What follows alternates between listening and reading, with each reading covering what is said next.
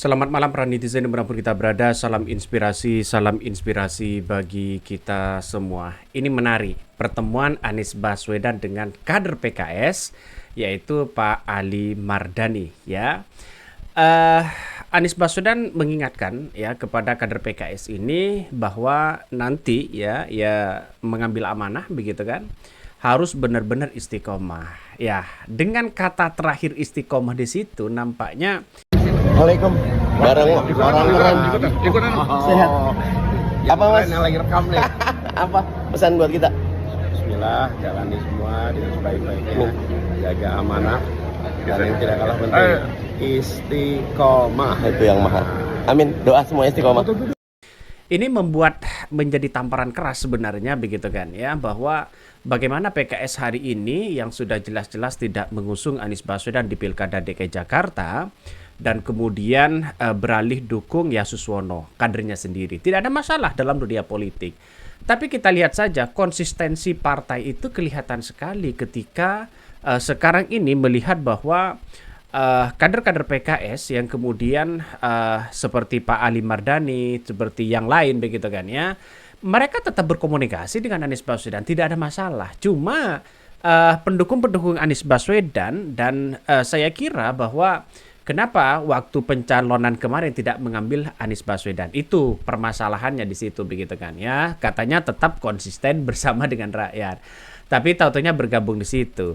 Secara logika, secara hitung-hitungan ya, di Kementerian Prabowo ada nggak kader-kader PKS ya? Dan inilah yang kemudian apakah kader PKS tidak diberikan jatah oleh seorang Prabowo atau bagaimana? Atau masih nunggu di periode kedua?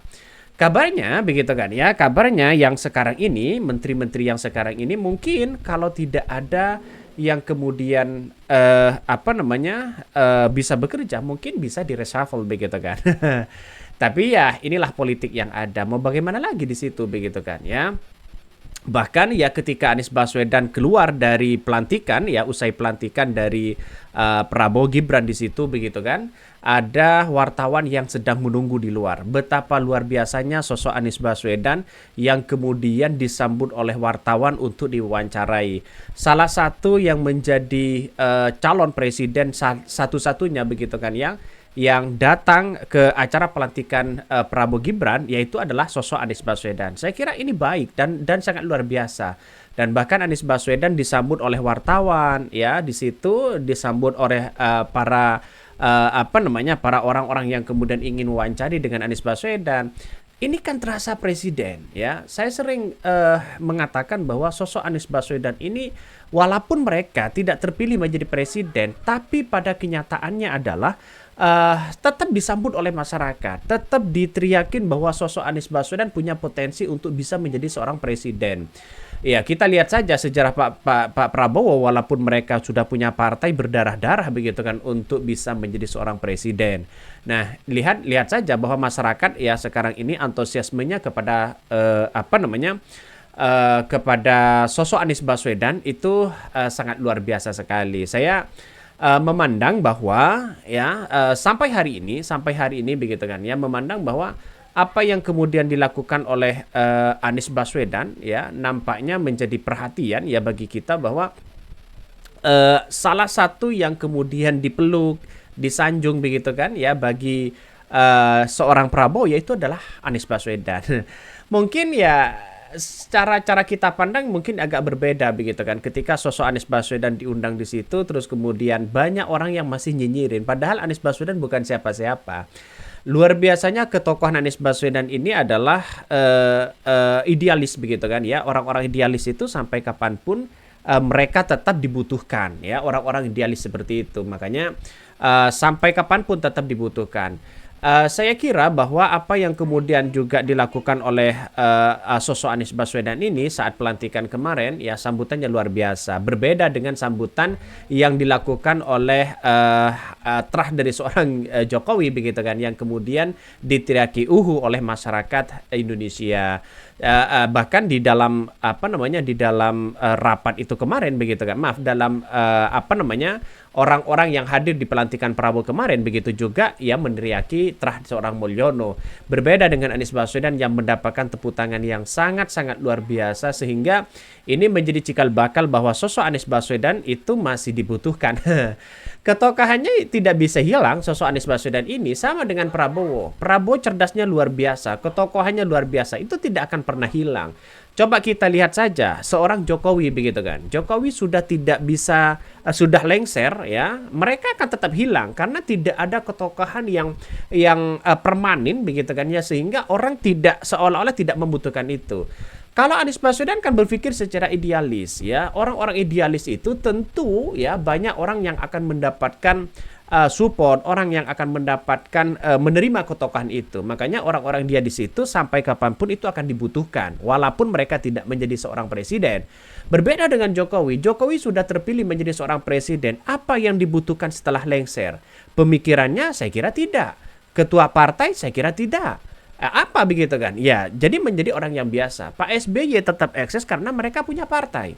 Ibu Megawati tetap eksis, mereka punya partai.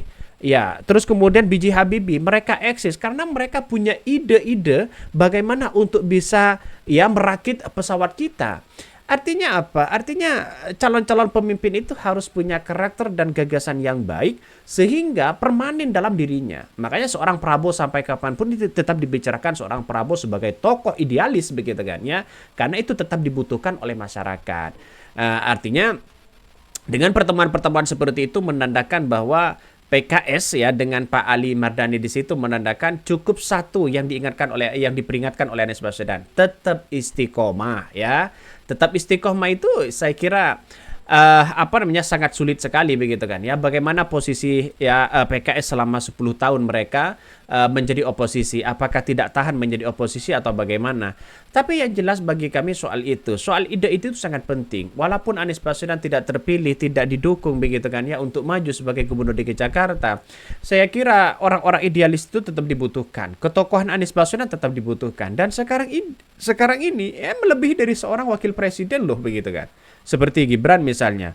Anies Baswedan tetap mengisi-ngisi acara seminar-seminar, mengisi demokrasi begitu kan, yang memberikan warna demokrasi. Pemikirannya tidak mati di situ. Inilah kehebatan sosok Anies Baswedan kalau punya mentalitas yang kemudian kuat, tidak baperan, terus kemudian mengandalkan idealismenya untuk bisa ya tetap dibicarakan oleh masyarakat umum ya. Jadi sampai sekarang coba kita lihat aja pemberitaan satu hari saja nama Jokowi sudah hilang, apalagi nanti ke belakang begitu kan ya. Makanya saya berpikir bahwa 1 bulan ini kalau tidak ada pemberitaan seorang Jokowi maka akan tetap hilang di situ, ide-idenya akan tetap hilang. Dan bahkan ada orang yang mengatakan pidato 1 jam Pak Prabowo di situ menandakan ya bagaimana citra seorang Jokowi ya, pencitraan dari 10 tahun di situ sudah terhapus dengan apa yang kemudian disampaikan oleh Prabowo 1 jam di situ. Itu isinya daging semua begitu kan ya, dikritik sana seolah-olah menyindir seorang pemimpin sebelumnya, dan kita tahu bahwa hal-hal seperti ini banyak orang yang mengatakan bahwa ya apa yang mau dibutuhkan dari seorang Jokowi begitu. Inilah yang kita lihat, Prabowo sudah cerdasnya luar biasa. Jadi saya kira Pak Prabowo tidak membutuhkan seorang Jokowi, begitu pula sebaliknya begitu kan ya.